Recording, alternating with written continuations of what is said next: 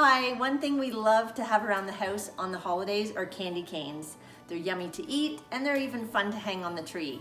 But I can show you how to make a really cute, personalized candy cane in about 15 minutes or less.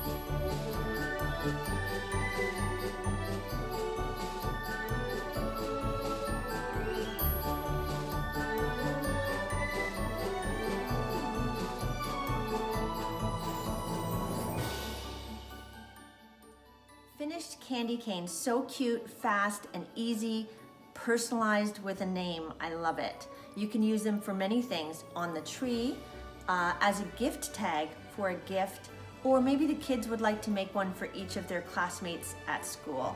So try this fast and easy craft at home. The whole family can enjoy. Don't forget to keep following us at PSP Kingston on social media.